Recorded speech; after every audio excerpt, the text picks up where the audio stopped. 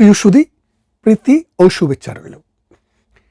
আজকে যে বিষয়টি নিয়ে কথা বলতে চাই সেটি হচ্ছে, আপনারা জানেন সাম্প্রতিক সময়ে গতকাল 25শে ডিসেম্বর ক্রিসমাস ডেতে তারেক রহমান সাহেব, যিনি বর্তমানে আওয়ামী লীগের অ্যাবসেন্সে বাংলাদেশের সবচাইতে বেশি মানুষের যে সংগঠন, সেই সংগঠনটি বাংলাদেশ জাতীয়তাবাদী দল অর্থাৎ বিএনপির ডিফ্যাক্টো প্রধান।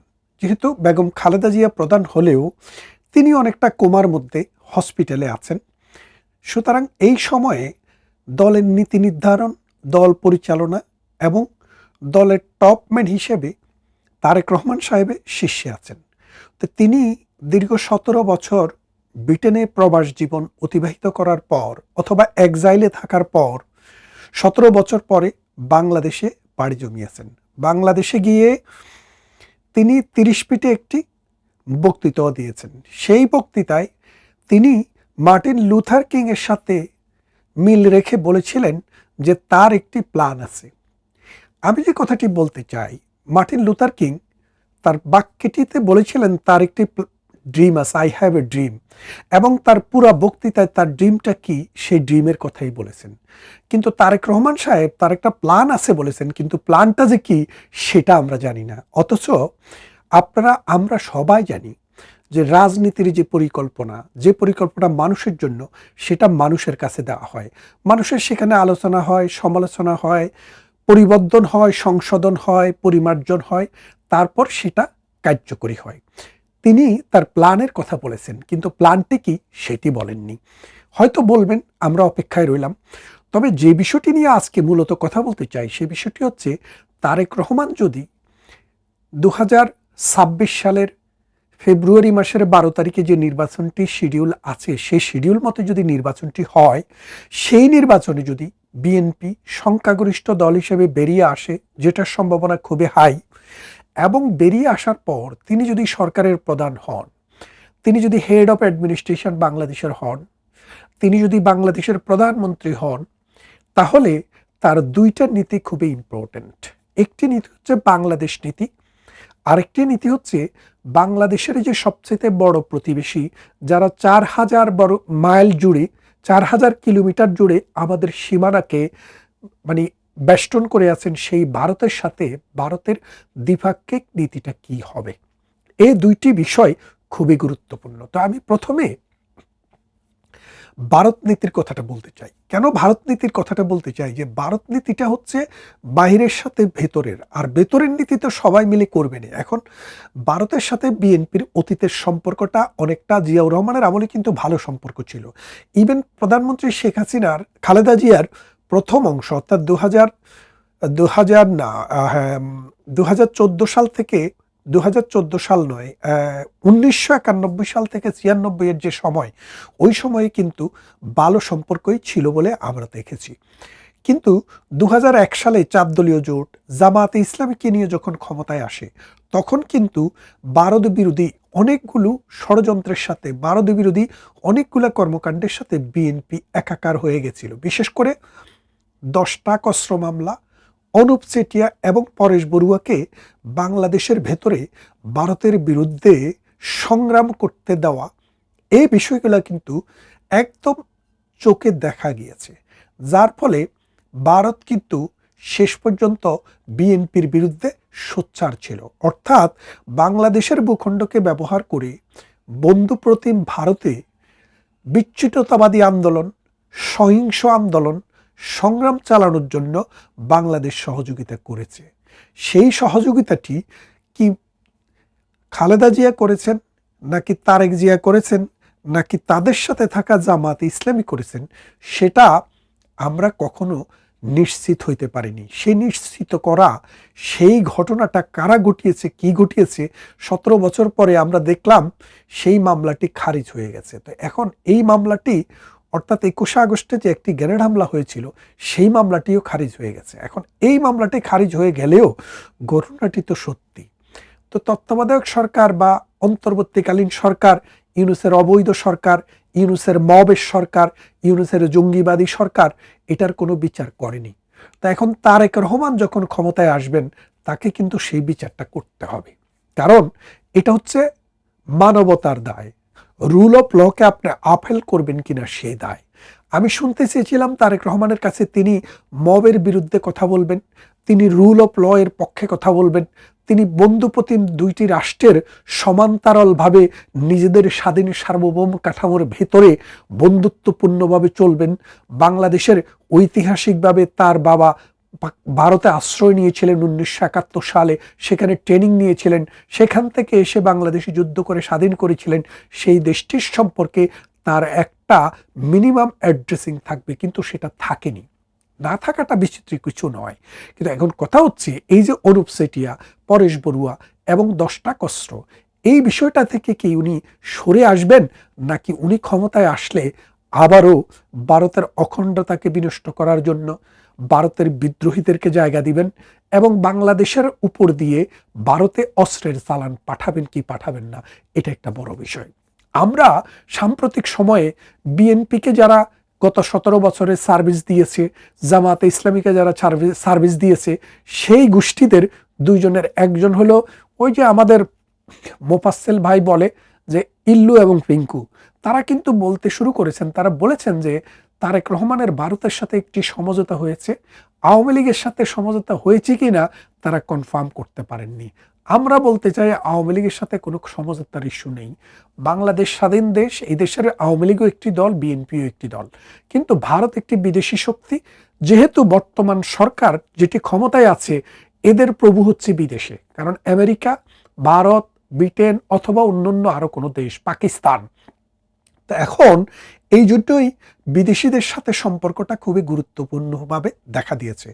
এখন বাংলাদেশে সাম্প্রতিক সময়ে ডক্টর ইউনূস ক্ষমতায় নেওয়ার পর প্রথম দিকে যারা ভেবেছিলেন ছাত্র জনতার অভ্যুত্থান, এটা কিন্তু তারা আস্তে আস্তে বুঝতে শুরু করেছেন যে না, এটা সাম্প্রদায়িক একটা শক্তির অভ্যুত্থান।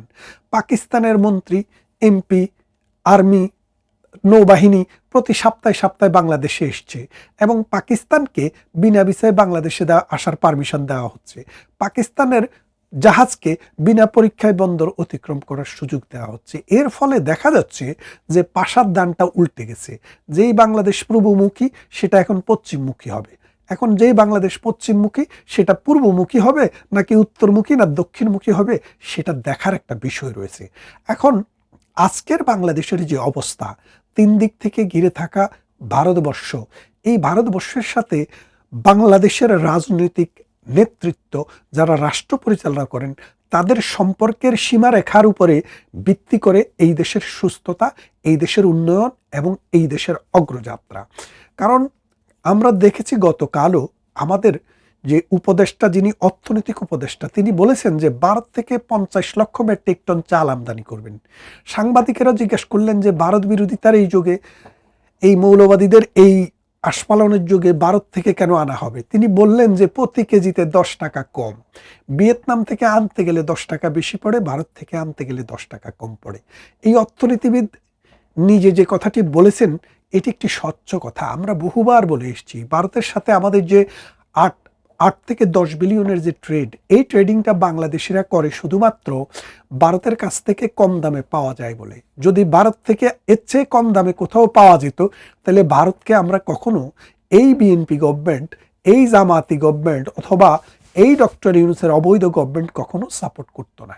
এখন এই বিষয়টা আমি এই জন্য তুললাম যে ভারত নীতিটা বিএনপির কি হবে সেটা কিন্তু নির্বাচনের আগেই মানুষের কাছে খোলাসা করা দরকার। আমরা বুঝতে চাই যে প্রতিবেশীদের সাথে কিভাবে ডিলিংস হবে, নাকি ওই যে মৌলবাদী গোষ্ঠীর এই সন্ত্রাস সাম্প্রদায়িক যে শক্তি বাংলাদেশে মাথাচাড়া দিয়ে উঠেছে, তারা বলেছে চোখে চোখ রেখে কথা বলবে, ভারতের 7টি স্টেটকে অকেজো করে দিবে, তাদেরকে নিজেদের মানচিত্রের ভিতরে ঢুকিয়ে ফেলবে, বাংলাদেশ মানে ভারতের এই অঞ্চলগুলো ল্যান্ডলক।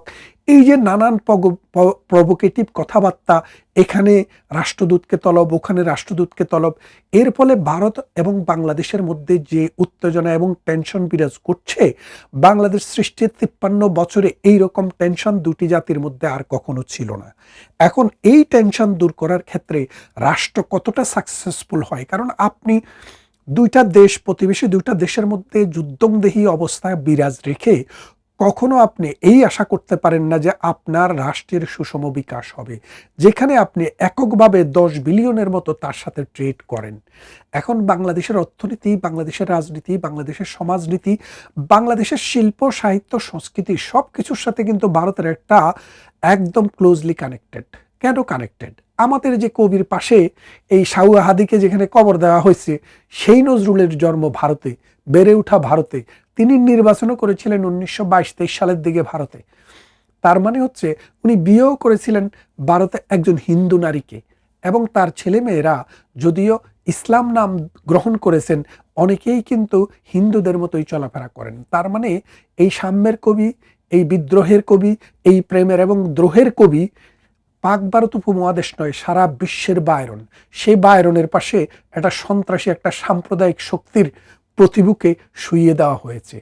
এই যে অবস্থা বাংলাদেশের, এই বাংলাদেশ এখন, বাংলাদেশ নীতিটা কি হবে? বাংলাদেশ কি মধ্যপন্থী একটি রাষ্ট্র হবে নাকি উগ্রবাদী একটি রাষ্ট্র হবে? এইদিকে একটু খেয়ালটা দেওয়া জরুরি। এবং এই জন্যই আমার দ্বিতীয় অংশটাতে বাংলাদেশ নীতির কথা বলছি। বাংলাদেশ কি ভারতের সাথে বন্ধুত্ব করবে নাকি পাকিস্তানের সাথে বন্ধুত্ব করবে, নাকি আগের অবস্থানে স্থায়ী থাকবে? ডক্টর ইউনূস যেভাবে বাংলাদেশকে রেডিকালাইজ একটা রাষ্ট্রের দিকে নিয়ে গেছে, তার ক্ষমতাকে পাকাপোক্ত করার জন্য প্রথম আলোতে যেভাবে আগুন দিয়েছে, ডেইলি স্টারে যেভাবে আগুন দিয়েছে, নুরুল পাগলাকে যেভাবে কবর থেকে তুলে যারা জ্বালিয়ে দিয়েছে তাদের বিরুদ্ধে কোনো ব্যবস্থা নেয়নি, বঙ্গবন্ধুর বাড়িটিকে, বাংলাদেশের স্বাধীনতার স্মারক 32 নম্বরকে যেভাবে পোড়ানো হয়েছে এবং অসংখ্য মানুষের বাড়িঘরে যেভাবে বুলডোজার চালানো হয়েছে, সেই বিষয়গুলোতে বাংলাদেশের নীতিটা কি হবে? বাংলাদেশ কি এইসব অন্যায় অত্যাচারের বিচার করবে নাকি আয়ামে জাহেলিয়াতের মতো এগুলোকে ছেড়ে দেওয়া হবে? এখন বাংলাদেশ যদি নীতি হয় যে রুল অফ ল, অর্থাৎ আইন, তার শাসন, আইনের শাসন থাকবে, যে অপরাধী সে আওয়ামী লীগ হোক, বিএনপি হোক, জাতীয় পার্টি হোক, জামাত হোক অথবা অন্য কোনো দলমতের হোক, আইনের ভিত্তিতে তার বিচার হবে নাকি তাকে ছাড় দেওয়া হবে?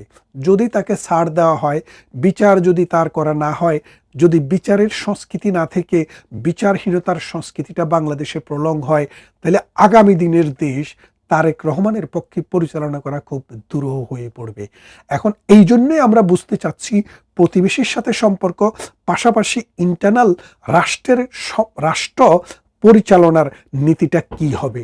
এই সাম্প্রদায়িক শক্তি, এই রাজাকার শক্তি তোষণ, এই স্বাধীনতা বিরোধীদেরকে তোষণ, নাকি 1971 সালের মহান মুক্তিযুদ্ধে জিয়াউর রহমানেরা যে যুদ্ধে অংশগ্রহণ করেছিলেন, যে যুদ্ধ পরিচালনা করেছিলেন, তাদের নেতৃত্বের প্রতি শ্রদ্ধা রেখে মুক্তিযুদ্ধের অসাম্প্রদায়িক চেতনা, গণতন্ত্র, সমাজতন্ত্র, জাতীয়তাবাদ টিকে থাকবে, নাকি ইসলামী প্রজাতন্ত্র, পাক বাহিনীর দিকে মুখ করে দেশটাকে মানে ডানপন্থার দিকে নিয়ে যাওয়া হবে?